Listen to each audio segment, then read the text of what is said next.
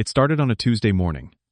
I was standing in my driveway in suburban Ohio, coffee mug in hand, getting ready for another predictable day at the office where I worked as a financial analyst. My Honda Accord sat there like it always did, reliable and unremarkable. I had no reason to expect anything different, but then I noticed the white piece of paper tucked under my windshield wiper. Probably another pizza flyer, I thought, or maybe a complaint from a neighbor about parking.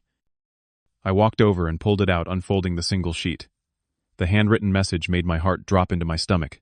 I breathed something under your car last night. Don't move it. My hands started shaking. I looked around the empty street, suddenly feeling very exposed and very alone. Before I tell you what happened next, I need to know, where are you watching this from? Drop your location in the comments below.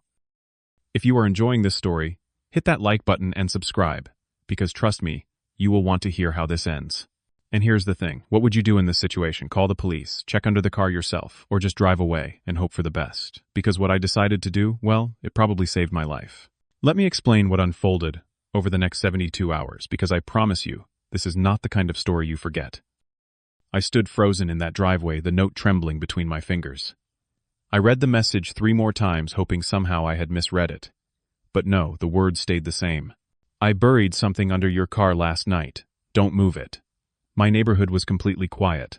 No one was outside. No cars driving past. Just me and this terrifying piece of paper. My mind started racing through possibilities. Was this a prank? Some kind of threat? A bomb. That last thought made my blood run cold. My keys were already in my hand. I had been seconds away from unlocking the door and driving to work. But now, I could not make myself move toward that car. I thought about Sarah, my wife, still sleeping inside the house with our 2 kids. What if I started the engine and something exploded? What if moving the car triggered? Whatever was hidden underneath, I could not risk it. Not with my family so close. I pulled out my phone and called my office manager. My voice came out shaky when I told him I had food poisoning and needed to stay home. He asked if I was okay because I sounded terrible. I promised to check emails from home and hung up before he could ask more questions. I felt stupid lying. But what was I supposed to say? Someone left a cryptic threat on my car, and I am too scared to go to work. I walked around the Honda slowly, keeping several feet of distance between me and the vehicle. I crouched down low, trying to see underneath. But the driveway was on a slight incline, and the space beneath the car was too dark. I could not see anything clearly. Just shadows and the usual undercarriage components. Nothing obviously out of place, but that did not mean nothing was there. I went back inside and studied the note under the kitchen light. The handwriting was neat and masculine, written with a black ballpoint pen on standard printer paper. Whoever wrote this had taken their time. The message was centered perfectly on the page. This was not rushed. This was deliberate. But why? And who? I started running through my options. Should I call the police? But what if this was nothing? What if I looked like a paranoid fool? And if it was something dangerous? What if calling the authorities made it worse? What if whoever left this note was watching, waiting to see what I would do? I decided I needed more information before involving anyone official. I walked around the block, trying to look casual. No suspicious vehicles were parked nearby. No strangers loitering on corners. Everything looked completely frustratingly normal. That somehow made it worse. Someone had violated my space in the middle of the night, and the world just kept turning like nothing had happened. Then I remembered something. My elderly neighbor, Mr. Patterson, had installed a Ring doorbell camera last year. His camera faced the street and might have caught something. Patterson and I were friendly, but not close. We waved when we saw each other, made small talk about the weather. I hesitated to involve him, did not want to alarm anyone. But I needed to know what had happened during the night. I knocked on his door around 9 in the morning. He answered in his bathrobe, coffee mug in hand, looking confused to see me. I asked casually if he had noticed any suspicious activity on the street last night. He said no, everything seemed quiet. Then I asked if I could check his security footage. Something about a possible hit and run down the block, I lied. He invited me inside without hesitation. Patterson pulled up the Ring app on his iPad, and we sat at his kitchen table scrolling through the nighttime recordings. Most clips were nothing. A cat crossing the street. A possum waddling across a lawn. Car headlights passing by. Then at 2:13 in the morning, a dark sedan parked directly across from my house. We watched as a figure emerged from the vehicle. The person wore a dark hoodie, and gloves. The face was completely hidden, but the movements were deliberate, purposeful. This was not someone lost or confused. This person walked directly to my driveway, straight to my Honda. They knelt beside the car for approximately 4 minutes.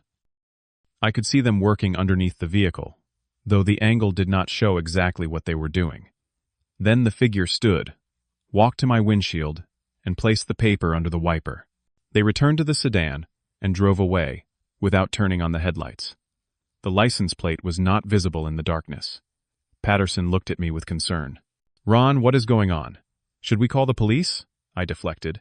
Told him it was probably a case of mistaken identity. Maybe someone confused my car with another.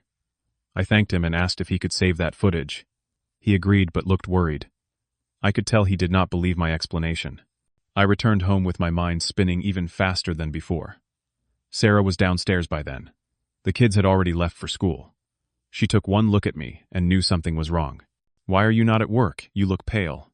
I debated whether to tell her. We had been married for 12 years. She could read me like a book. There was no point hiding this from her. I showed her the note. Her reaction was immediate. "We need to call the police right now." I explained my concerns. What if whatever was under the car was dangerous? What if moving it or involving authorities triggered something worse? We argued briefly, which was rare for us. Sarah was scared. She wanted our family safe. I understood that completely. We reached a compromise. I would investigate carefully first. If anything seemed even remotely dangerous, we would call the police immediately. Sarah would stay inside with the doors locked. I would check the car with my phone flashlight. If I saw anything suspicious, I would back away and dial 911. The tension in our house was thick enough to cut. Sarah kept looking out the window at the Honda like it might explode at any moment. I felt the pressure of her fear mixing with my own confusion. Maybe I was overreacting. Maybe this was some elaborate prank. But that note had been so specific. Someone had deliberately done this. There had to be a reason. I knew I needed professional help, someone who could safely look under the car without putting anyone at risk. I Googled local mobile mechanics and found Tony's mobile auto service. When I called, Tony said he could be at my house within the hour. I explained vaguely that I needed an undercarriage inspection. I heard some weird rattling. I told him just wanted to be safe. He said no problem and gave me his estimated arrival time.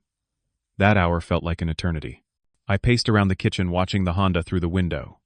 Sarah made nervous small talk, trying to distract us both. We carefully avoided discussing worst-case scenarios, though I know we were both thinking about them. The neighborhood remained quiet and oblivious to the tension inside our house.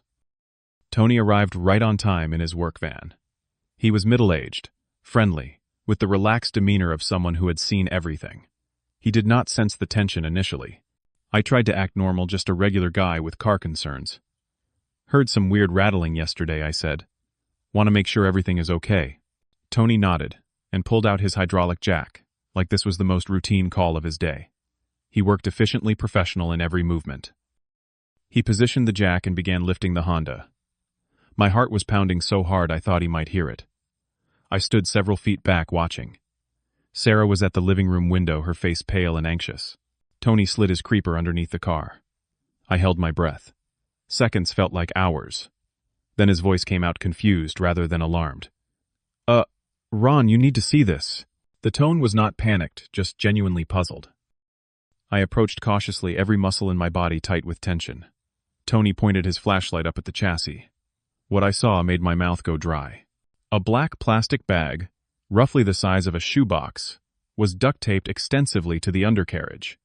It was attached to the frame near the rear axle. The taping job looked professional, not hasty or sloppy. This was deliberate work. It was not typical for anything mechanical. It did not belong there. Tony looked at me with growing confusion.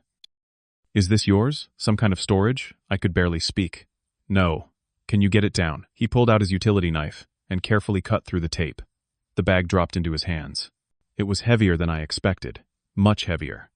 Sarah had come outside despite our agreement that she would stay inside. Tony watched as I took the bag from him with shaking hands. I peeled back the layers of plastic wrapping. What I found inside made the world tilt sideways. 3 vacuum-sealed bricks. White powder visible through the clear plastic. The packaging looked professional, industrial. approximately 2 pounds total. I had seen enough crime shows to recognize what this probably was. Cocaine. Or heroin. Drugs. A lot of drugs.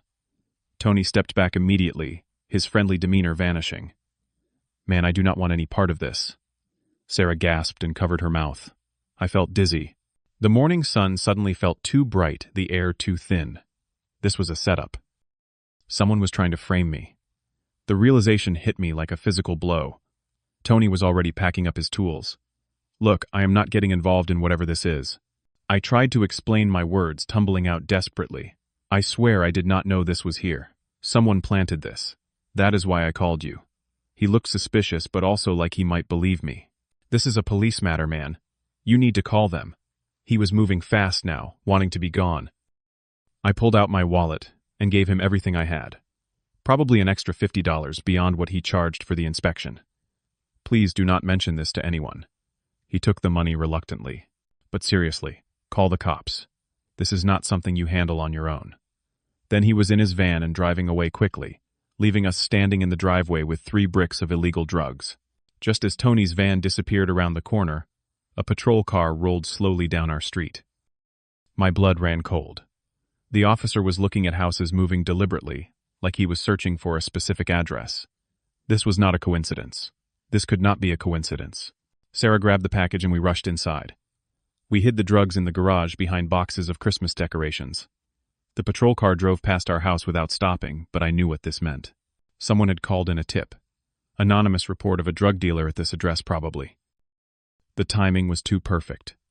The pieces started fitting together in my mind like a horrifying puzzle. Someone had planted drugs on my car. They had left that note so I would not drive away before the police arrived. But then why warn me at all? Unless the person who left the note was not the person who planted the drugs. 2 different people. Someone trying to frame me, someone else trying to save me. My mind raced through possible enemies. Who would do this? Why, I was a financial analyst. Boring. Methodical. I had no criminal connections. No serious enemies that I knew of. I did not even have road rage incidents or neighbor disputes. My life was aggressively normal. Sarah was asking the same questions. Who have you made angry lately? Any problems at work? Old grudges from college. I kept insisting there was nobody.